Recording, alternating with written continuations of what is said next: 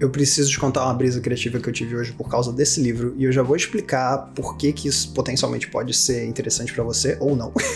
E o que aconteceu exatamente, porque foi uma história que eu tô até agora tentando processar, e no momento em que aconteceu, eu cheguei em casa e eu pensei, cara, eu preciso ligar a câmera e preciso contar essa história, porque é algo que tá muito à flor da pele, e eu acho que esse é o melhor momento pra colocar pra fora, mesmo que não esteja completamente organizado na minha cabeça ainda. Pra contextualizar a história, esse livrinho aqui, que é sobre o trabalho do André Saraiva, foi um livro que eu ganhei numa exposição que eu fui em 2014 em Lisboa, num museu chamado Moody. Eu acho que eu passei uns 10 dias visitando Lisboa, e eu fui 3 vezes nessa exibição. E por que eu tô contando essa história? Por que isso foi tão marcante hoje, do nada, 7 anos depois? Porque eu preciso escolher um rosa pra usar na capa do meu livro. Pra quem não conhece, eu tô trabalhando num livro do Tira do Papel, e quando eu tava no caminho da gráfica, eu tava no metrô, eu peguei esse livro e comecei a folhear, e eu comecei a reparar que o trabalho do André tem muito paralelismo com o meu trabalho hoje em dia. Eu reparei que ele brinca muito com essa coisa do boneco, que não é exatamente um boneco de palito, né? O boneco dele tem braços maiores, pernas maiores, ele tem uma cara mais debochada que os bonequinhos que eu uso nas criações do Tira do Papel. Eu reparei que ele trabalha muito com também caras sorrindo, ele gosta muito de colocar sorriso nas coisas, e ele também usa muito a cor rosa, que é uma cor que eu uso bastante no feed do Tira do Papel, junto do azul. Eu trabalho muito essas duas cores juntas, embora no início eu tenha experimentado uma série de cores pra ver com o que eu me identificava mais. Então quando eu comecei a reparar essa série de coincidências, essa série de traços que a gente de certa forma tem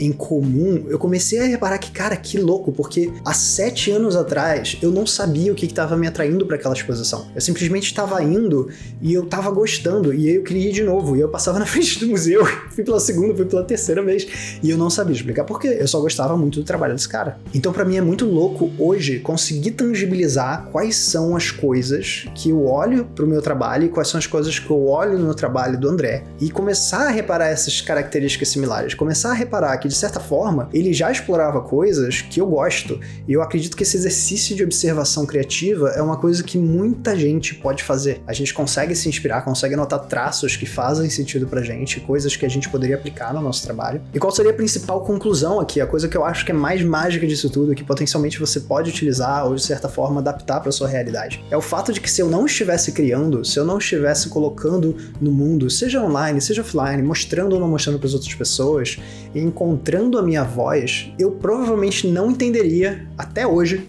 por que aquela exibição me chamou tanta atenção. Eu provavelmente ainda olharia pra trás, lembraria daquela exposição, acharia engraçado eu ter voltado muitas vezes, mas não conseguiria tangibilizar o porquê que eu curti tanto. Hoje em dia isso fica mais claro, porque hoje em dia, depois de ter criado muitas coisas, eu começo a reparar que, cara, realmente existe uma similaridade na nossa forma de expressão, nessa pegada mais lúdica de expressão, no uso de cores, no uso de sorrisos. E é mais fácil perceber isso pra mim, por quê? Porque eu tô criando. Quando você tá em atividade mostrando o nome que você tá criando, você começa a desenvolver isso. E aí fica muito mais fácil de você tangibilizar as coisas e também começar a reparar o que eu posso pegar dessa minha referência, o que eu posso pegar daquela minha outra referência, como é que eu posso combinar isso e criar algo novo, criar algo meu. Quando a gente fala de criatividade, eu acredito sim que exista um repertório quase que lógico nosso, um repertório que a gente pensa sobre, a gente sabe, vou usar isso aqui porque eu sei que eu gosto de certa coisa, vou usar aquilo ali porque eu gosto daquelas outras coisas. Mas eu acredito muito que tem algumas coisas que são inconscientes, que são intuitivas, que estão ali atrás, que a gente nem repara de onde veio, a gente não repara de onde a gente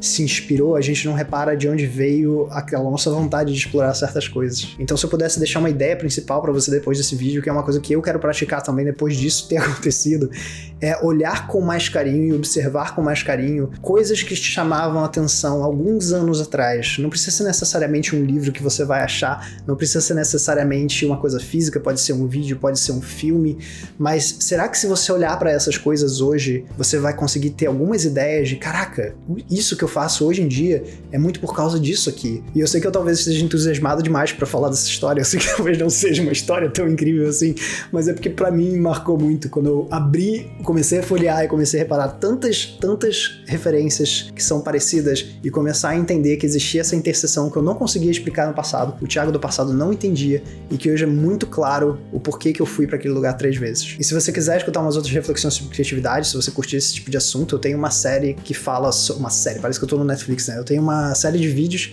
que fala sobre o futuro da criatividade, eu falo muito sobre criação, sobre como redes sociais influenciam o nosso processo criativo, e se você quiser assistir esses vídeos, eu vou deixar eles linkados aqui na descrição do vídeo. Muito obrigado por assistir esse vídeo até o final. Desculpa, essa história foi muito mais entusiasmante pra mim do que pra qualquer outro ser humano, mas eu precisava colocar isso pra fora.